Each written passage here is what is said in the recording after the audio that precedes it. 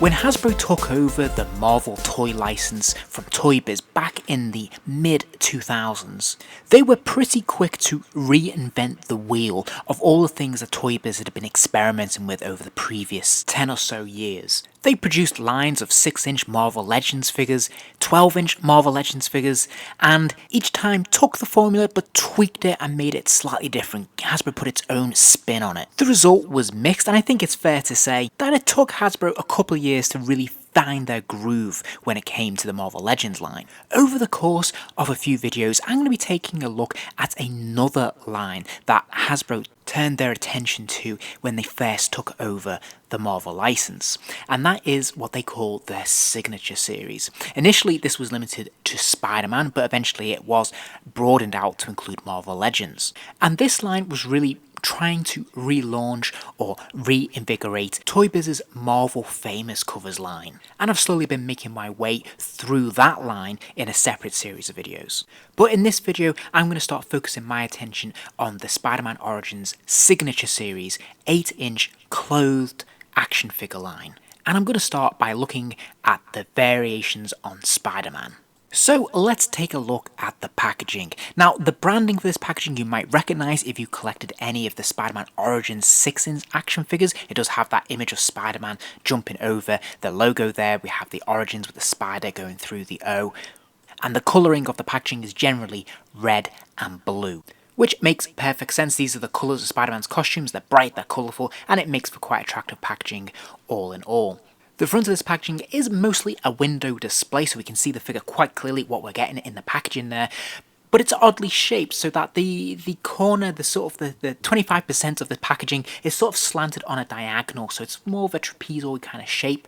And on that side panel, we have an illustrated image of the portrait of the character in the box. So in this case, of course, it is Spider-Man in his red mask.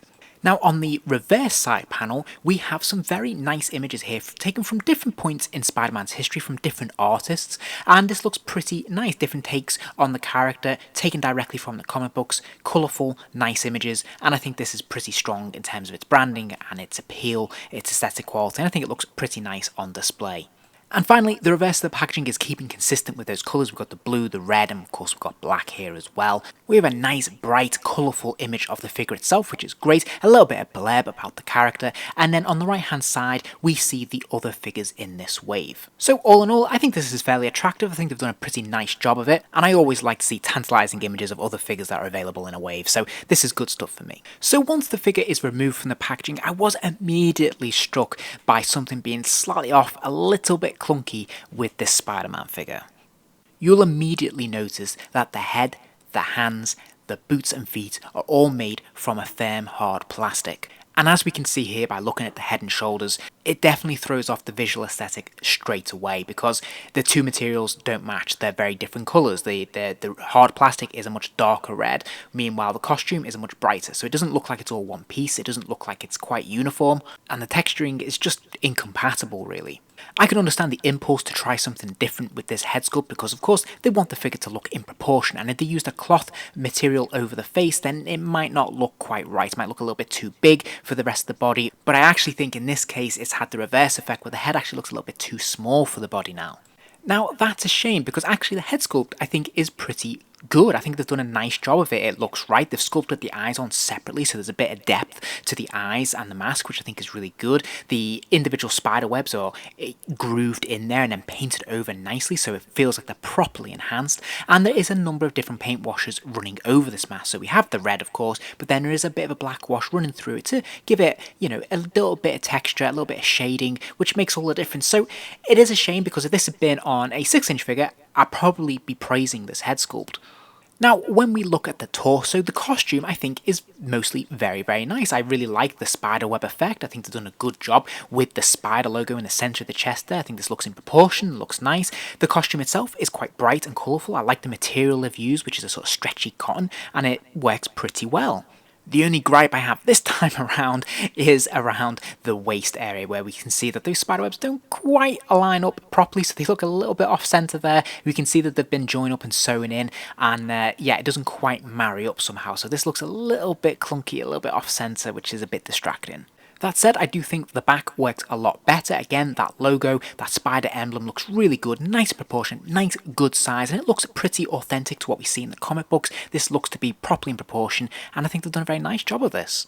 Then we come to the lower arms, and we can see that the wrist and the gauntlet are obviously in contrast with the colour of the cloth material. So again, we have that very bright red and blue mixed with this much darker red of the gauntlet, and of course this doesn't look seamless. This looks like there's a huge contrast here. It's clear that it's going from one bit of material into another. It's really obvious, it stands out, and it doesn't look seamless ultimately, and it should do because it's all meant to be one costume. Spider-Man doesn't wear extra gloves, he doesn't have gauntlets on, it's all sewn in to be one costume, so this really stands out. It doesn't look authentic, it's very distracting, and again it just really suffers in that colour contrast just like the head did. On the other hand, I do like that we do have at least a thwipping hand. I think that's pretty cool. It's nice that that's been sculpted in because it's a signature look for Spider-Man, so I am pleased that we got that. Likewise, I like that the other hand is an articulated hand that can open or close to be a fist or an open hand. I think that's pretty cool. But then turning our attention to the feet and the boots, we have the exact same problem as we have with the glove gauntlets. They just are incongruous with the rest of the costume.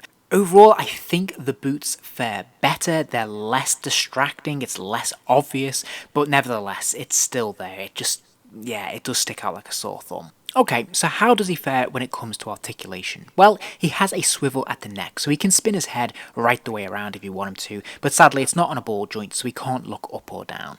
He does have ball joints in the shoulders though, so he can kick his arms up, and as you can see, the material of the costume is a little bit too baggy here, so it can look a little bit strange when he lifts his arms up, but nevertheless, he does have the articulation to be able to bend his arms. He's got a single joint in the elbow, so they do bend to about 90 degrees, and then he has a pin swivel at the wrist, so the wrist can rotate 360 degrees, they can hinge forwards and backwards, and as I said, on this hand, there is also a hinge at the finger joints as well, allowing him to have the open hand or the closed fist. So this is pretty cool, this is pretty good.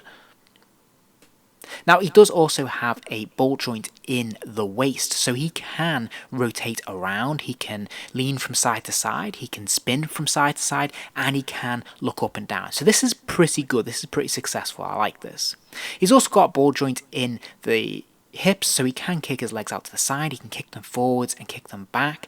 Again, the tailoring on the costume is a little bit baggy, a little bit clumsy overall. He does have a single joint in the knee, allowing him to bend it to about 90 degrees, and then there is another pin swivel at the ankle there, so of course the foot can rotate 360 degrees, and of course it hinges forwards and backwards. So how does this standard release Spider-Man compare to the Marvel Famous Covers line Spider-Man? Well, they're both in scale with each other, they're both approximately the same height. I think the Famous Covers version definitely feels a lot more consistent in terms of his costume. That said, I do think that the hands particularly are much better on the Signature series. At least he actually has clearly defined hands. He's got a thwipping hand, he's got a clear fist there, rather than being tied up in this stocking where it's kind of amorphous and you can't quite tell what's going on with his hands on the Famous Covers version. That said, I think the mask is better on the Famous Covers version, plus of course you can take that off and there is a Peter Parker head underneath, which is an added bonus, which is pretty cool. And I do like that the Famous Covers version has those webs as well under the armpits, which isn't a deal breaker, but it is a nice little touch. The Famous Covers is much brighter, their material is a bit more glossy, so it catches the light a bit better, and overall I think it has a nicer feel, a nicer texture to the costume. But on the other hand, I think the Signature series probably has a better spiderweb design on the costume that looks a lot more tidy, it looks more in proportion and a bit more authentic. Overall, I have some mixed feelings about this figure. On the one hand, I do think it's quite dynamic. I really like that whipping hand, so you can put him in some pretty decent action poses. He also actually has the silver of the web shooters on those gauntlets, which is a nice touch. But conversely, on the other hand, I'm really not a big fan of the contrasting styles and textures in this figure. I don't like the mix between the plastic and the material because it's so striking, it's so obvious. The colour tone is so completely off. I find it very distracting. Plus, I think the tailoring is a little bit off in places depending on what pose you put him in. The costume can look a little bit baggy, a little bit silly, not quite skin tight. It just doesn't quite work. But before we move on, I did want to point out that they did re-release this figure a little bit later on as a first appearance Spider-Man. This version of the figure came packed in with a reprint of Amazing Fantasy 15, and the costume looks to be brighter. So it seems like the blue and the red seems to be a lot brighter, and also the plastic on the hands, on the head and on the boots seems to be a brighter red. Now I still think, looking at images, that this still seems to be inconsistent, but it's a lot better. You may also notice that the material goes over to the wrist as well, so it's really just the hands that now stand out as the hard plastic, and I think by looking at this photo that this works a lot better. So moving on to the black suit variant, I'm pleased to say that a lot of the issues I had with the first Spider-Man have been improved upon here, although it's still not perfect. Once again, we do have a solid plastic headpiece. This is less noticeably contrasting against the cloth material, but it is still fairly obvious because the black of the headpiece is significantly darker than the black of the cotton material. Naturally, there's not an awful lot to comment on when it comes to detailing or texture when it comes to this head sculpt because, well, it is just a black mask with two big white eyes. But I think they've done a decent job of it. There's enough of a sculpting just about above where the nose would be to create the impression of a slight mean scowl in the mask. Just subtle enough, I think, to give this a bit more character, which is pretty cool.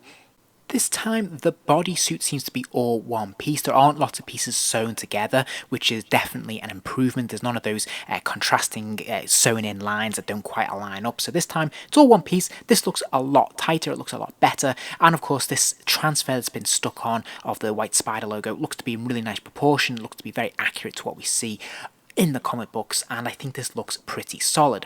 Other than that, there's not an awful lot to comment on other than the materials, that stretchy cotton material, which feels quite nice and works quite well. This time around, both hands are exactly the same.